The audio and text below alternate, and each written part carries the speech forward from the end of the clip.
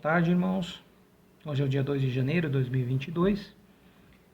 Então, em primeiro lugar, um feliz ano novo para todos. Que a paz de Cristo realmente esteja conosco no decorrer desse próximo ano. E nós temos muita esperança, normalmente por todo o ano que começa. Mas, em primeiro lugar, nós devemos lembrar de 2021, apesar de qualquer desafio que nós tivemos, nós temos que lembrar com gratidão o que Deus fez por nós. Cada um pessoalmente pode olhar para trás e entender, e vai reconhecer o cuidado de Deus e as coisas que Deus fez e nos deu, e ao mesmo tempo olhar para 2022 com esperança, mas entendendo que o que vem de bom vem de Deus, não vem do ano novo. Então, nós não devemos ter essa expectativa exagerada por qualquer ano que comece, porque o ano em si ele não é capaz de trazer nada por si só, mas Deus pode sim fazer coisas boas. Então, vamos ter essa esperança, manter essa esperança por coisas boas que podem vir nesse ano novo, mas entendendo que tudo isso vem de Deus. E hoje nós vamos, de certa forma, continuar o que já foi falado mais ou menos um mês atrás. E o tema é: de que lado você está? Parte 2. Então vamos começar com uma oração. Deus, obrigado mais uma vez, apesar da distância física, mas nós podemos ter esse tempo para meditar na palavra, e oro para que o Senhor nos ajude a ler e entender o que essa Escritura diz, e poder guardar no coração, e poder meditar nela para que ela nos encha de convicção, que nós possamos meditar em cada palavra que nós ouvimos, para que isso possa nos ajudar a tomar nossas decisões no dia a dia, para que possa nos orientar e servir como um farol que nos aponte para onde que nós devemos ir com a nossa vida, quais decisões nós temos que tomar, de que forma devemos tomar. Porque a Tua palavra é capaz de nos dar essa clareza. E nós queremos fazer as coisas e queremos dirigir a nossa vida de uma forma que esteja de acordo com o que o Senhor quer. Porque o que o Senhor quer sempre é o melhor. Por favor, nos ajuda a ter essa sensibilidade, e queremos, acima de tudo, estar do Teu lado.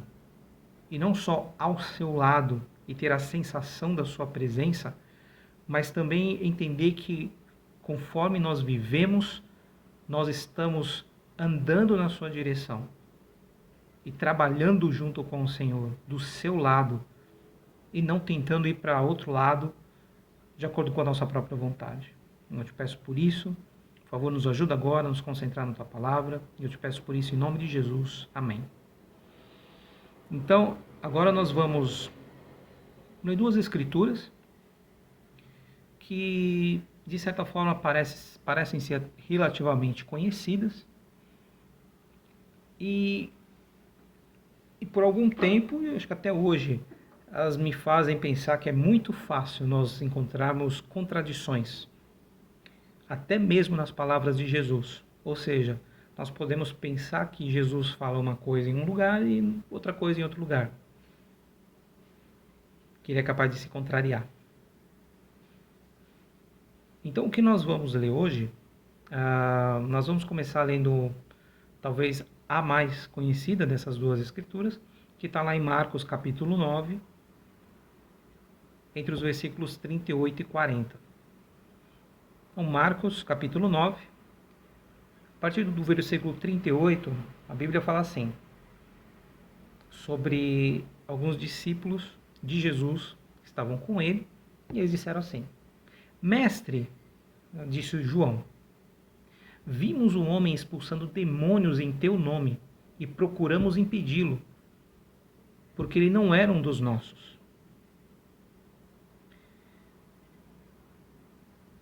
E dando uma pausa por aqui, Nós, alguns meses atrás, a gente usou pelo menos uma vez aqui uma escritura em Atos 19, falando sobre pessoas que tentaram, entre aspas, se apoderar do nome de Jesus e tentaram usar o nome de Jesus para fazer algo espiritual, né? Mas para de alguma forma ter mais poder para atuar sobre espíritos. E usaram o nome de Jesus no meio. Eles acreditaram que ajudaria. E como nós vimos lá na época, o resultado não foi bom, mas demonstrou que usar o nome de Jesus é muito sério. Então, não se pode usar o nome de Jesus à toa ou em vão, porque não funciona assim.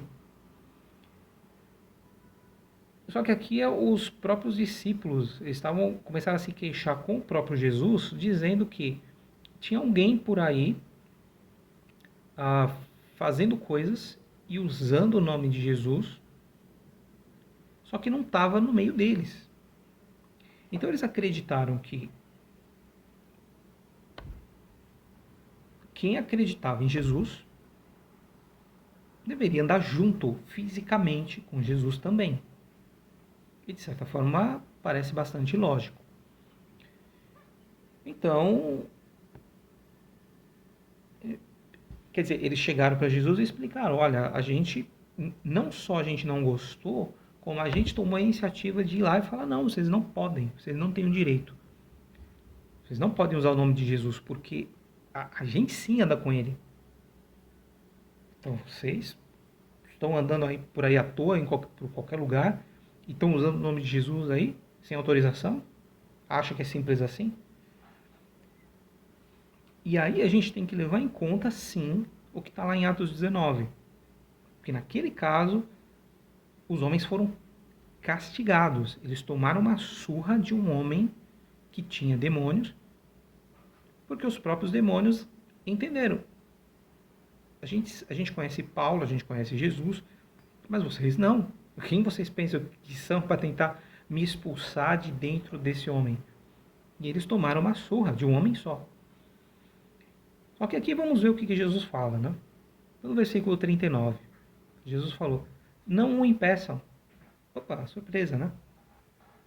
Disse Jesus: ninguém que faça um milagre em meu nome pode falar mal de mim logo em seguida. Interessante. Pois quem não é contra nós está a nosso favor.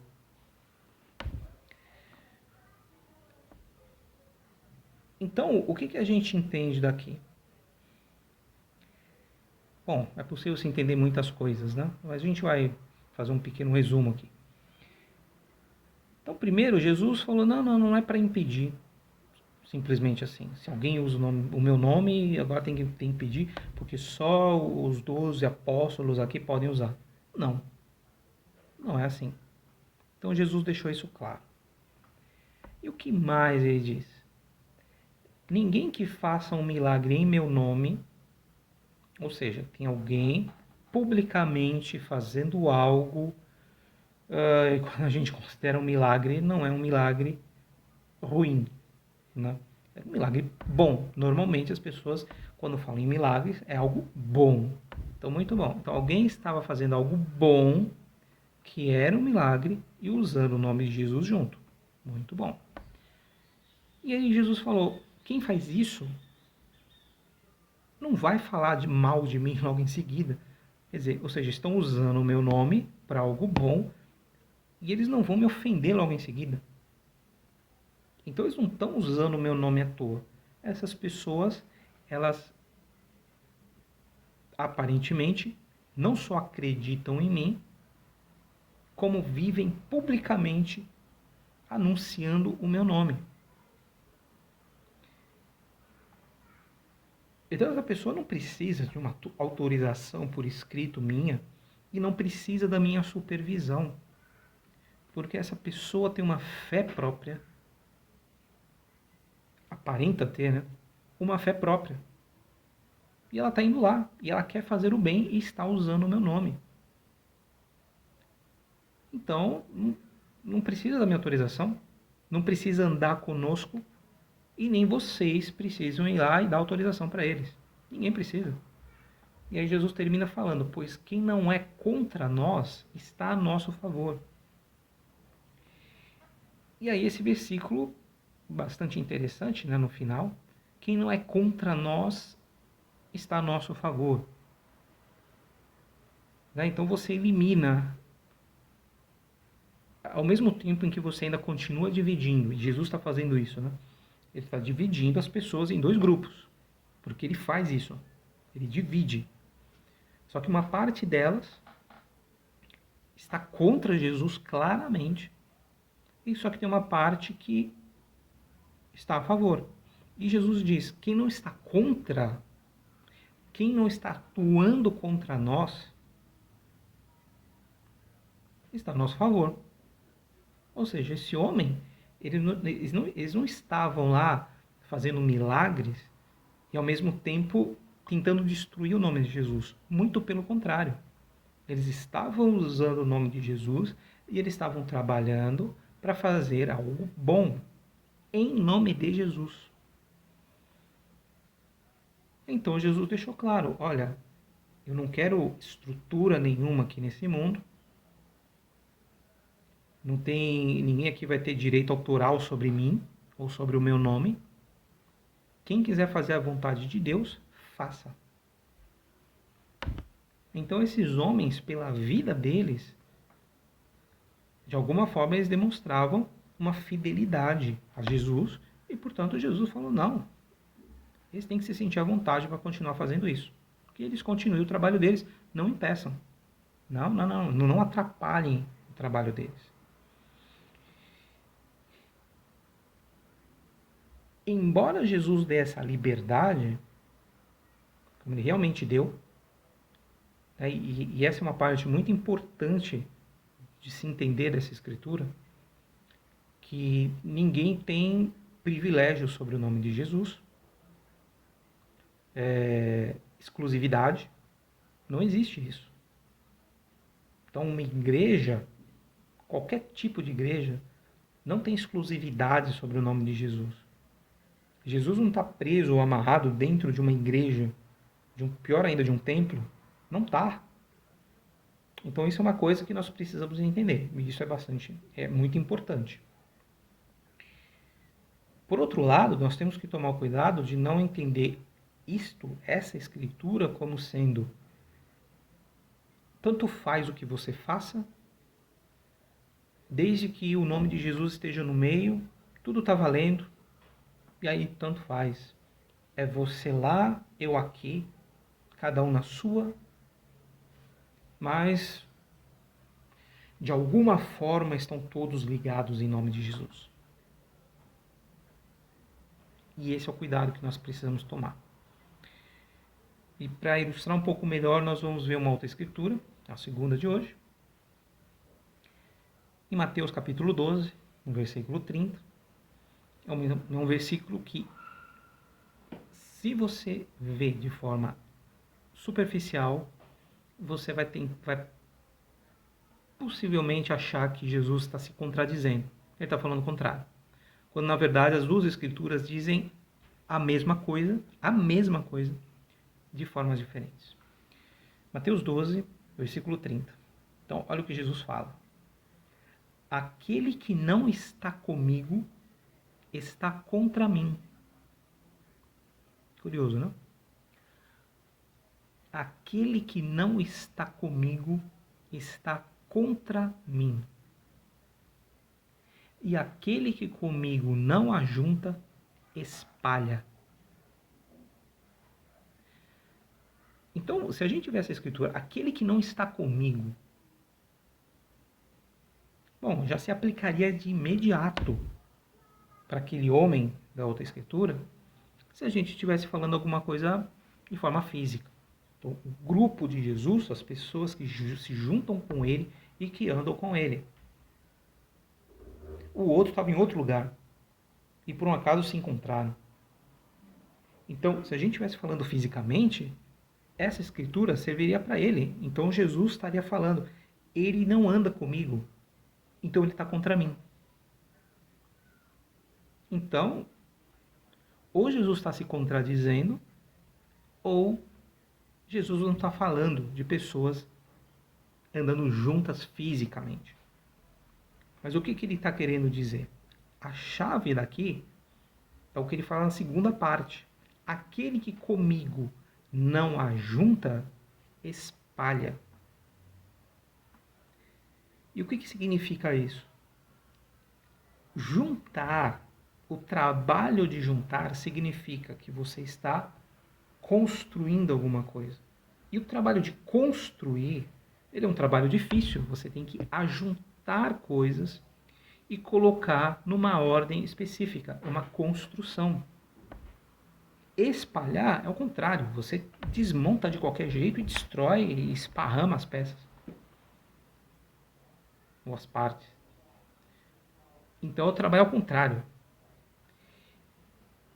Aquele que comigo não ajunta são pessoas que vivem de uma forma que não constrói espiritualmente. E essa sim é uma maneira mais que parece se encaixar com aquilo que nós vimos na escritura anterior. Um homem estava em outro lugar, de certa forma, independente.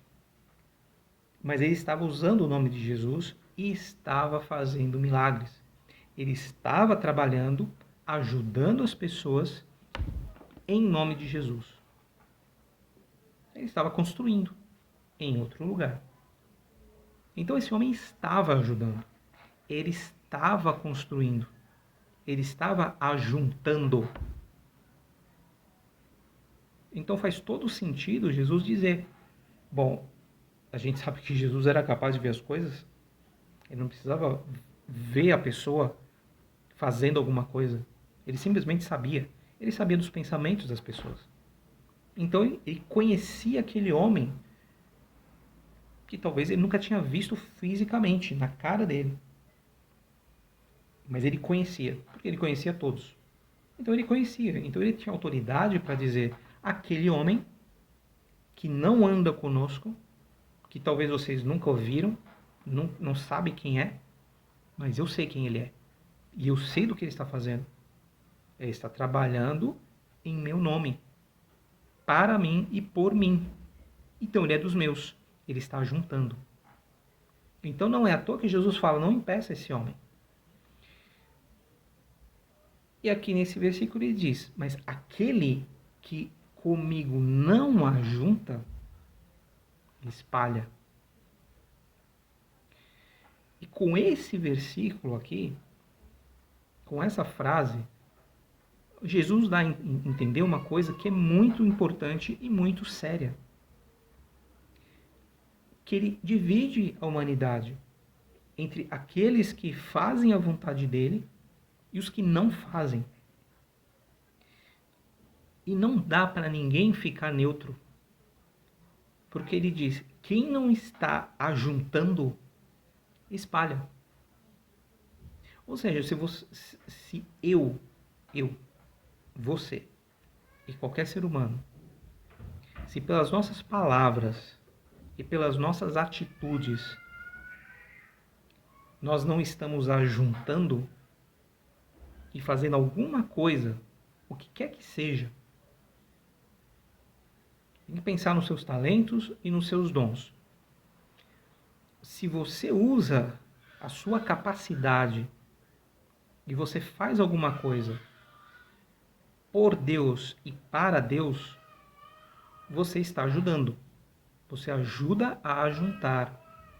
Mas se você faz algo que é o contrário, se você atrapalha, se você faz algo de acordo com a sua própria vontade, se você ignora aquilo que Jesus diz, e você faz de acordo com o que você pensa que é melhor, ou ainda pior, se você nem faz ideia, mas você simplesmente vai seguindo o que o mundo faz, mas todo mundo faz, então eu também vou fazer. Se você toma esse tipo de atitude, o que acontece? Você está espalhando. E é isso que muitas pessoas fazem e elas não conseguem nem sequer, elas não conseguem confessar isso com a própria boca porque elas não conseguem acreditar nisso. Elas não conseguem ter a noção de que a vida delas espalha e não ajunta. Porque ela acredita que ela está fazendo tudo o que é correto. Ou que ela não faz nada de mal, pelo menos nada que seja grave, de acordo com um conceito do mundo, com um conceito da sociedade. Nunca cometi um crime hediondo. Nunca fiz nada que me mandasse para a cadeia. Então, tá bom. Mas esse não é o padrão de Cristo. O padrão de Cristo é o que eu estou fazendo para juntar para Deus.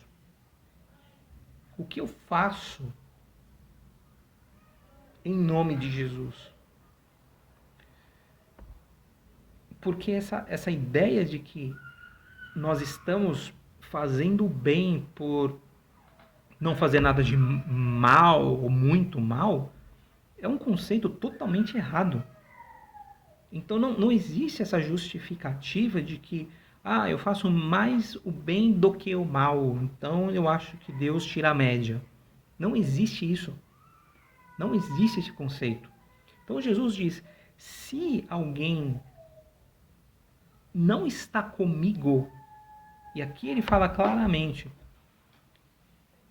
que nós precisamos ter uma vida, não uma vida perfeita e sem pecado, mas uma vida de comunhão com Jesus. E quando nós temos essa comunhão, significa que nós vivemos, nós temos a consciência da presença de Cristo e nós conhecemos aquilo que Cristo diz. E, por viver com Ele, nós vamos ouvir o que Ele diz e vamos fazer. Porque nós não vamos ter a capacidade de desobedecer a alguém que é Jesus. E nós vamos fazer o que é certo. E com todas as imperfeições que nós temos, nós vamos dar um testemunho para o mundo com a nossa vida. E talvez essa é a parte que é exatamente a parte essencial e que muitas pessoas não entendem. Muitas pessoas são vistas como alguém que talvez ela traz alegria para as pessoas. A gente pensa nela e a gente pensa em coisas boas, pensa em coisas agradáveis. Automaticamente essa pessoa é boa. Então, e aí se ela por um acaso falou o nome de Jesus em algum momento na vida dela, pronto, tá aí, ó. Não o impeçam. Essa pessoa ela não está contra Jesus, ela está a favor. Porque ela não é capaz, da própria boca, de confessar que ela está contra. Só que essa mesma pessoa, se nós procuramos entender como ela vive, o que ela faz, nós vamos enxergar. Peraí, mas o que essa pessoa está fazendo, o que ela fala, não se encaixa com o que Jesus ensina. Mas nem um pouco. Então, como que as coisas se encaixam? Como que é possível? Então, o que nós precisamos entender, e tem que ser uma convicção nossa, é de que nós não somos perfeitos, mas Jesus espera pessoas que, como está escrito ali, aquele que não está comigo, e temos que estar com ele. Então, aquele que não está comigo está contra mim. Então, a nossa escolha, a minha escolha e a sua escolha, tem que ser de estar com Jesus. E estar com Jesus significa que, primeiro, ter um relacionamento com Ele, e por causa desse relacionamento, nós sabemos o que Ele quer de nós e nós praticamos. porque nós entendemos que é o melhor, que é o correto e que serve de testemunho para este mundo. Então vem essa pergunta, que é a pergunta do título, né? De que lado você está? E então essa é uma pergunta que cada um de nós tem que responder. A minha vida, a sua vida,